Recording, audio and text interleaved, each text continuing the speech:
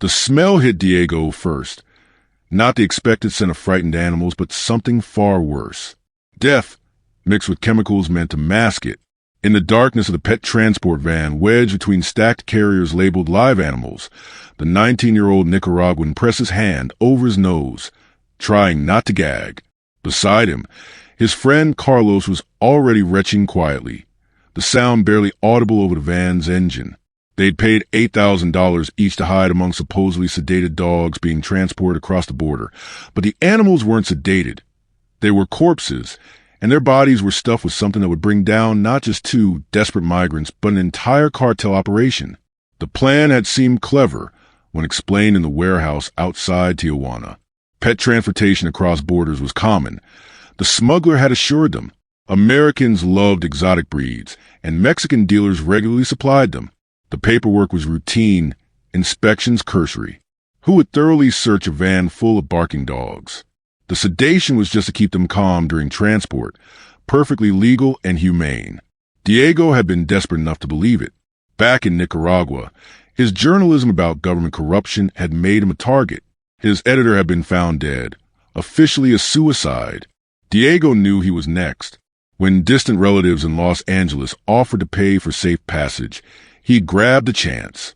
Carlos, his childhood friend, faced similar threats after organizing protests against a mining company with government connections. They decided to risk everything together.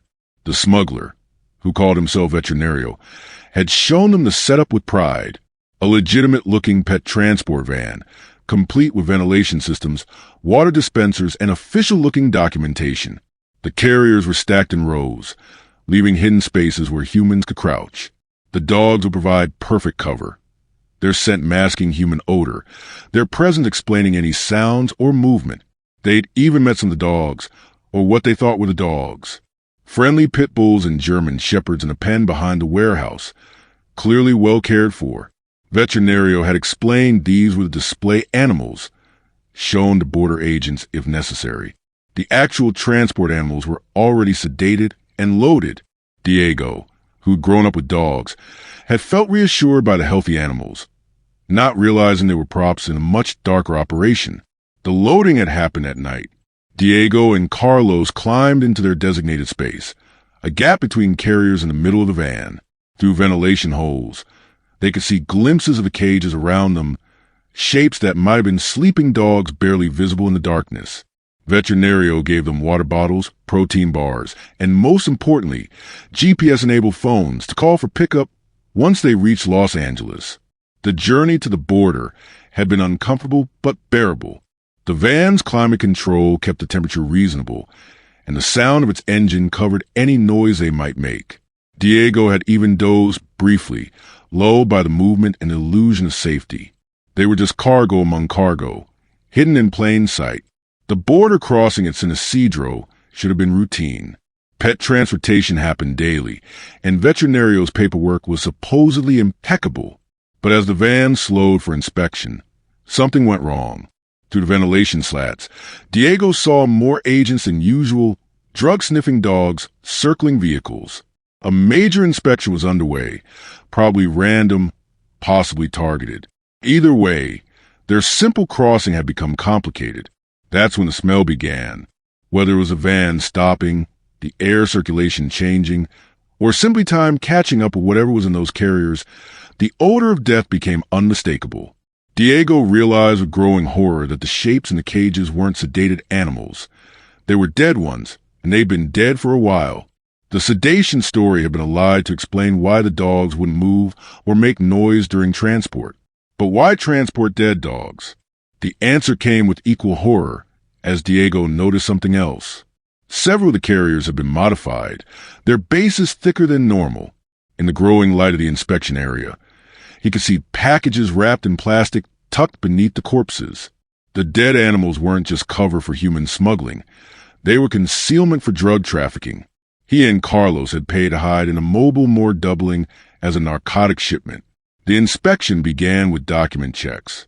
Through thin walls, Diego heard Veterinario's confident voice explaining his cargo, showing papers, maintaining the persona of a legitimate pet dealer. The agent seemed satisfied initially, But then came the request Diego had dreaded. They wanted to see some of the animals, ensure they were properly sedated and healthy for transport. Veterinario tried to dissuade them, claiming the sedation made it dangerous to open carriers, that disturbing the animals could cause them stress. But the agents insisted. Diego heard cage doors opening, then silence. Long, terrible silence. Then urgent radio chatter, calls for backup, the sound of a routine inspection becoming a major incident. The van's rear doors flew open, flooding the space with light and fresh air that made the death smell worse by contrast. Agents in hazmat gear began removing carriers, their faces grim behind protective masks. Diego and Carlos remained frozen in their hiding spot, knowing discovery was inevitable but paralyzed by the surreal horror of their situation. When they were found, the agents seemed almost relieved to discover living humans among the carnage. Diego and Carlos were pulled out handcuffed, but treated more gently than they'd expected. They were victims too, in a way, duped into riding with death and drugs. As they sat on the curb, watching investigators process the van, the full scope of the operation became clear. Each dead dog, there were 23 in total, had been hollowed out and stuffed with packages of heroin and methamphetamine. The corpses had been preserved with chemicals to prevent immediate decomposition, though clearly not well enough. It was a grotesque but effective smuggling method, using the assumed sanctity of pet transportation to move massive quantities of drugs. But the real breakthrough came from an unexpected source. As investigators cataloged evidence, they found the GPS-enabled phones Veterinario had given Diego and Carlos. The phones weren't just for communication. They were tracking devices, allowing the cartel to monitor their drug shipments' progress. What the smugglers hadn't realized was that the GPS data went both ways, revealing not just the van's location, but the entire network of pickup points, warehouses, and distribution centers. The phones contained pre-programmed numbers, location pins, even a scheduling app showing future shipments. Diego watched investigators' excitement as they realized they'd stumbled onto intelligence that could unravel a major trafficking operation. The two young Nicaraguans, thinking they were just catching a ride with sedated pets, had accidentally carried the evidence needed to map an entire cartel's logistics network. Veterinario, whose real name was Miguel Santana, tried to maintain his cover story initially. He claimed to know nothing about the drugs, said he'd been hired just to transport pets. But the evidence was overwhelming. Financial records on his phone, communications with suppliers, even photos of previous shipments. He'd been running the operation for 3 years, moving drugs and occasional humans while maintaining a legitimate pet transportation business as cover. The interrogation of Diego and Carlos was surprisingly sympathetic. DEA agents quickly determined they were unwitting mules, their stories of persecution in Nicaragua checking out. They'd paid to be smuggled, not to smuggle. Their horror at discovering the dead animals and drugs was genuine, captured on inspection bay cameras. They were victims of a deception that ran deeper than simple human trafficking. The investigation that followed was massive. Using the GPS data and phone intelligence, authorities raided warehouses in Tijuana, Los Angeles, and Phoenix. They found more modified pet carriers, processing facilities where dead animals were prepared for drug concealment, even a veterinary clinic that provided the corpses. Animals euthanized for legitimate reasons, then sold to cartel instead of being cremated. The network was sophisticated. They had contacts at animal shelters who alerted them to large dogs being put down. They had veterinarians who provided sedation drugs and preservation chemicals. They had legitimate pet transportation licenses, and even satisfied customers who'd received actual live animals to maintain their cover. The human smuggling was a sideline, extra profit from unused space in their death wagons. For Diego and Carlos, the legal situation was complex. They'd entered the country illegally, but they'd also unwittingly helped expose a major trafficking operation. Prosecutors offered a deal, full cooperation, in exchange for consideration of their asylum claims. Both young men had legitimate fears of persecution in Nicaragua, now compounded by cartel connections who might seek revenge for the network's exposure. The testimony they provided was crucial. They described Veterinario's operation in detail, identified photos of other smugglers, helped investigators understand how migrants were recruited for these transports. They learned they weren't the first arrived with the dead dogs. Others had made the journey, most too traumatized or afraid to report what they'd experienced. The pet transportation industry faced scrutiny after the case made headlines. Dead dogs stuffed with drugs became a sensational story, forcing legitimate transporters to implement new verification procedures. The sight of pet carriers at border crossings now triggered enhanced inspections. An entire smuggling method had been exposed and shut down because two young men had been in the wrong place at the right time. Diego's asylum case was approved after months of hearings. His journalism background and documented threats, combined with his role in exposing the trafficking network, made him a sympathetic candidate. He now works with immigrant advocacy groups in Los Angeles, sharing his story as a warning about smuggling operations that promise one thing but deliver another. Carlos faced a longer battle. His activism was less documented, his threats more diffuse. But eventually, he too received protection. The trauma of riding with dead dogs and drugs considered alongside his genuine fear of returning to Nicaragua.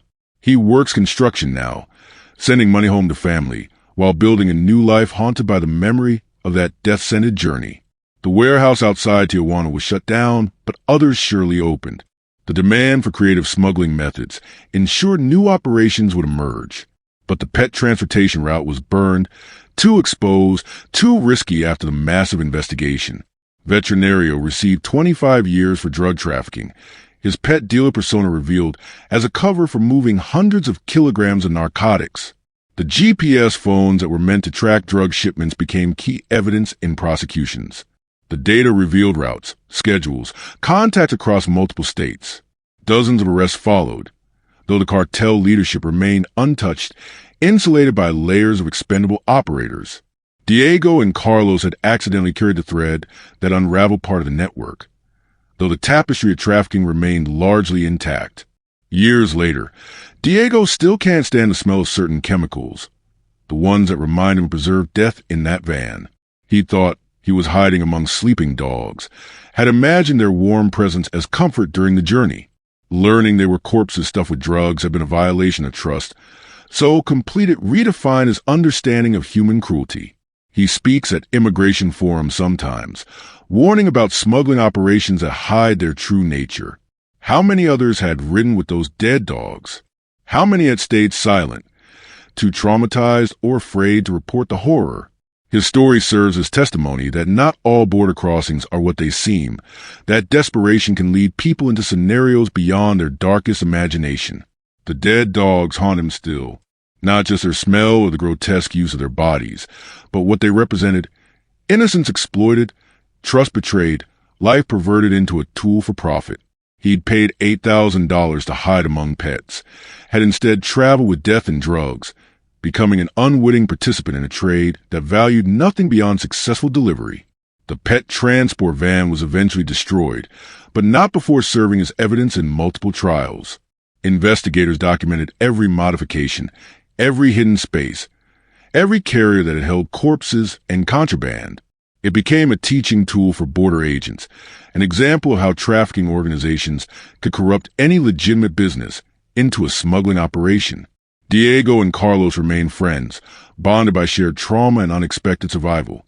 They'd entered that van as young men fleeing persecution, had emerged as witnesses to a criminal enterprise that treated life, human and animal, as packaging material for profit. Their $8,000 had bought them passage to America, but the price included knowledge they'd never wanted. That some borders are crossed in the company of death, and some smugglers deal in cargo that should never be transported. The story ends not with resolution but with revelation. The pet smuggling route is closed, but others have opened. The cartels adapt, finding new ways to move drugs and humans across borders that exist as much in human desperation as in geography. Diego and Carlos survived their journey with the dead, helped expose those who profit from such transport, and built new lives shadowed by the memory of that death-scented van and the GPS phones that had tracked more than anyone intended. They'd hidden among the dead and emerged to tell about it. Their testimony ensuring that at least one route to America would no longer be paved with preserved corpses and the dreams of those desperate enough to travel alongside them.